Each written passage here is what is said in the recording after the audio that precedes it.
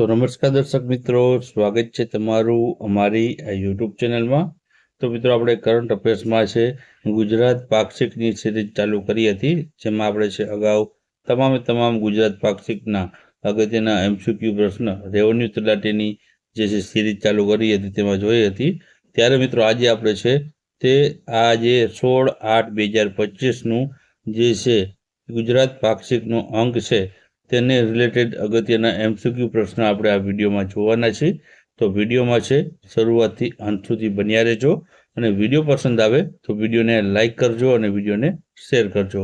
તો ચાલો આપણે વિડીયોની શરૂઆત કરીએ. તો પહેલો જ પ્રશ્ન છે કે તાજેતરમાં ઉજવાયેલા વિશ્વ સિંહ દિવસ બાબતે નીચેનામાંથી કયા વિધાનો સત્ય છે? તો બે વિધાનો આપેલા છે.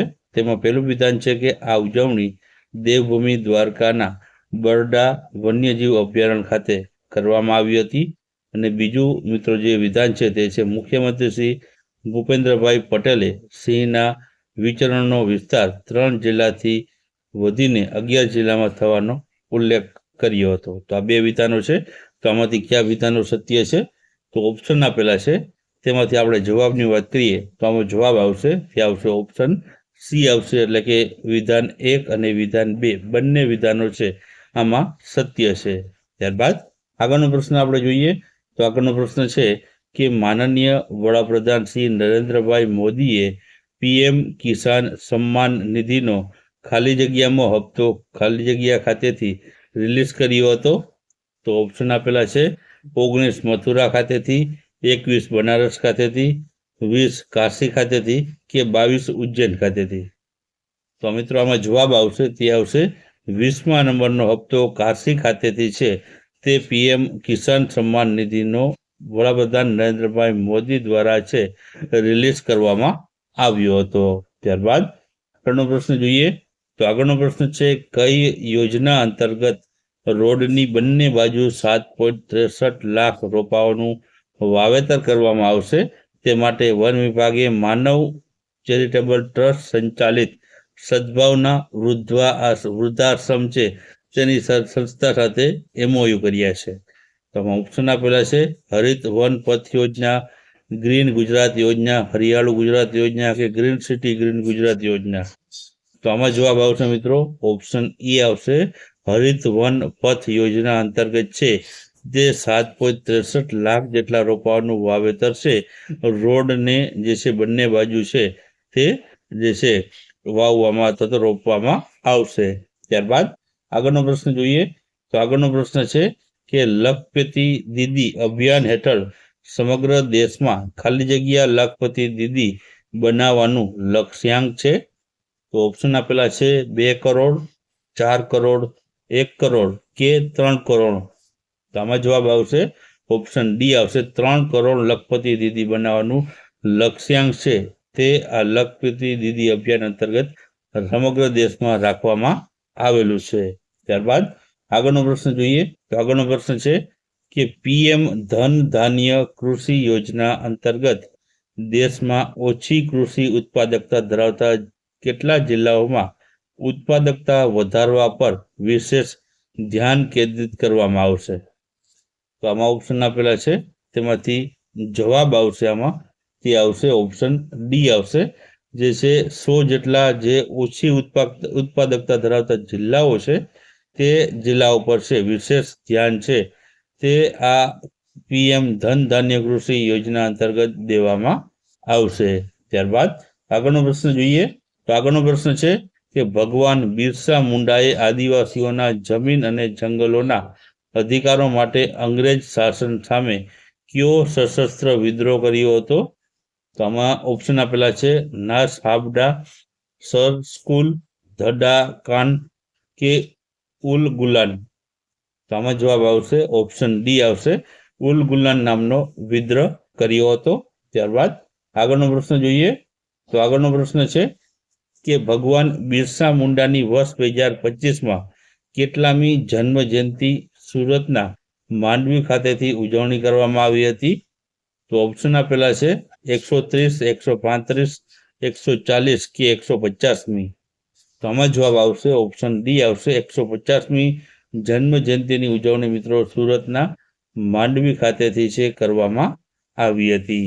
ત્યારબાદ આગળનો પ્રશ્ન જોઈએ તો આગળનો પ્રશ્ન છે કે 30 ગીગાવોટના હાઇબ્રિડ રિયુનેબલ એનર્જી પાર્ક કચ્છ જિલ્લાના કયા સ્થળે નિર્માણાધીન છે? તો ઓપ્શન આપેલા છે દેસલપર, ખાવડા, ગાંધીધામ કે નખત્રાણામાં. તો આમાં જવાબ આવશે મિત્રો ઓપ્શન બી આવશે, ખાવડા ખાતે છે આ નિર્માણાધીન છે 30 ગીગાવોટનો હાઇબ્રિડ રિયુનેબલ એનર્જી પાર્ક. ત્યારબાદ આગળનો પ્રશ્ન જોઈએ તો આગળનો પ્રશ્ન છે કયા દેશના 14 યુવા સાંસદો અને 8 પક્ષોના અગ્રણીઓએ છે ગુજરાતની મુલાકાત લીધી હતી? તો ઓપ્શન આપેલા છે મ્યાનમાર, નેપાળ, ભૂટાન કે વિયેતનામના દેશના સાંસદોએ. તો આમાં જવાબ આવશે મિત્રો તે આવશે ઓપ્શન બી આવશે, નેપાળ દેશના જે છે 14 યુવા સાંસદો અને 8 પક્ષોના અગ્રણી નેતાઓએ છે મિત્રો આ ગુજરાતની મુલાકાત લીધી હતી. ત્યારબાદ આગળનો પ્રશ્ન છે કે મુખ્યમંત્રી શ્રી ભૂપેન્દ્રભાઈ પટેલે નીચેનામાંથી કયા જિલ્લામાં નિર્માણાધીન બલ્ક ડ્રગ પાર્કની મુલાકાત લીધી હતી? તો ઓપ્શન આપેલા છે ભરૂચ, પોરબંદર, દેવભૂમિ દ્વારકા કે નવસારીમાં. તો મિત્રો આમાં જવાબ આવશે ઓપ્શન એ આવશે, ભરૂચ ખાતે છે જે છે મુલાકાત લીધી હતી. ત્યારબાદ આગળનો પ્રશ્ન જોઈએ તો આગળનો પ્રશ્ન છે મુખ્યમંત્રી ભૂપેન્દ્રભાઈ પટેલે નીચેનામાંથી કયા સ્થળે જે છે ₹17 કરોડના ખર્ચે નિર્માણાધીન મલ્ટી મોડેલ ટ્રાન્સપોર્ટ હબની મુલાકાત લીધી હતી? તો ઓપ્શન આપેલા છે વડનગર, ભુજ, દહેજ કે ગાંધીનગર. તો આમાં જવાબ આવશે મિત્રો ઓપ્શન એ આવશે, વડનગર ખાતે છે આ મલ્ટી મોડલ ટ્રાન્સપોર્ટ હબની જે છે જે નિર્માણ થયું છે ત્યાં મિત્રો છે ભૂપેન્દ્રભાઈ પટેલે મુલાકાત લીધી હતી. ત્યારબાદ આગળનો પ્રશ્ન જોઈએ તો ગૃહ રાજ્યમંત્રી શ્રી હર્ષભાઈ સંઘવીના દિશા નિર્દેશ હેઠળ ગંભીર માર્ગ અકસ્માતની ઘટનાઓમાં ઇજાગ્રસ્તોને સમયસર સારવાર મળી રહે તે માટે ખરીદવામાં આવેલા વાહનનું નામ શું આપવામાં આવ્યું છે? તો મિત્રો આમાં ઓપ્શન આપેલા છે સંકટ મોચન, સંજીવની, પ્રાણવાહન કે અભિરક્ષક. તો મિત્રો આમાં જવાબ આવશે ઓપ્શન ડી આવશે, તેને અભિરક્ષક નામ આપવામાં આવ્યું છે. ત્યારબાદ આગળનો પ્રશ્ન જોઈએ તો મહિલા અને બાળ કલ્યાણ મંત્રી શ્રીમતી ભાનુબેન બાબરિયાએ રાખી મેળાનું ઉદ્ઘાટન કયા જિલ્લા ખાતે કર્યું હતું? ઓપ્શન આપેલા છે ગાંધીનગર, રાજકોટ, અમદાવાદ કે આપેલા તમામ. તો આમાં જવાબ આવશે ઓપ્શન એ આવશે, ગાંધીનગર ખાતે છે તેઓએ છે આનું ઉદ્ઘાટન કર્યું હતું રાખી મેળાનું. ત્યારબાદ આગળનો પ્રશ્ન જોઈએ તો આગળનો પ્રશ્ન છે દર વર્ષે નીચેનામાંથી કયા દિવસે ગુજરાત સહિત ભારતભરમાં સંસ્કૃત દિવસ છે તે ઉજવવામાં આવે છે? તો ઓપ્શન આપેલા છે દિવાળી, જન્માષ્ટમી, રક્ષાબંધન કે મહાશિવરાત્રિ. તમારો જવાબ આવશે ઓપ્શન સી આવશે, રક્ષાબંધનના દિવસે છે જે છે સમગ્ર ભારતમાં છે સંસ્કૃત દિવસની ઉજવણી કરવામાં આવે છે. ત્યારબાદ આગળનો પ્રશ્ન છે કે કેન્દ્રીય રેલવે મંત્રી શ્રી અશ્વિની વૈષ્ણવે ગુજરાતના કયા શહેરથી અયોધ્યા સુધી સાપ્તાહિક ટ્રેનને લીલી ઝંડી આપી પ્રસ્થાન કરાવ્યું હતું? તો ઓપ્શન આપેલા છે સુરત, ભાવનગર, વડોદરા કે અમદાવાદ. તો આમાં જવાબ આવશે ઓપ્શન બી આવશે, ભાવનગર ખાતેથી છે તે આ ટ્રેન અયોધ્યા સુધી મિત્રો જવાની છે, તેને મિત્રો છે રેલવે મંત્રી અશ્વિની વૈષ્ણવ દ્વારા છે લીલી ઝંડી આપીને પ્રસ્થાન કરવામાં આવ્યું હતું. ત્યારબાદ આગળનો પ્રશ્ન છે કે વિનામૂલ્યે બીજ વિતરણ કરતી વંદે વસુધરા બીજ બેંક શરૂ કરનાર શ્રી રાજેશભાઈ ભારૈયા કયા જિલ્લાના વતની છે? તો ઓપ્શન આપેલા છે પંચમહાલ, બનાસકાંઠા, કચ્છ કે રાજકોટ જિલ્લાના. તો આમાં જવાબ આવશે મિત્રો ઓપ્શન ડી આવશે, તેઓ રાજકોટ જિલ્લાના વતની છે. ત્યારબાદ આગળનો પ્રશ્ન છે કે દરિયાઈ માછલીઓના ઉત્પાદન બાબતે નીચેનામાંથી કયા વિધાન સત્ય છે? તો વિધાન બે આપેલા છે, તેમાં પહેલું વિધાન છે કે દરિયાઈ માછલીઓના ઉત્પાદનમાં ગુજરાત ભારતમાં બીજા નંબરનું સ્થાન ધરાવે છે, અને બીજું વિધાન છે કે છેલ્લા 4 વર્ષમાં ગુજરાત કુલ મત્સ્ય ઉત્પાદનની વાર્ષિક સરેરાશ લગભગ 8.59 લાખ મેટ્રિક ટન રહી છે. તો હવે મિત્રો આ વિધાનોમાંથી કયા વિધાનો સત્ય છે તે જણાવવાના છે. તો ઓપ્શન આપેલા છે તેમાંથી આપણે જવાબની વાત કરીએ તો જવાબ આવશે ઓપ્શન સી. એક અને બે એટલે કે બંને વિધાનો છે આમાં આપેલા સત્ય વિધાનો રહેલા છે. ત્યારબાદ આગળનો પ્રશ્ન જોઈએ તો આગળનો પ્રશ્ન છે કે યુરોપમાં યોજાયેલા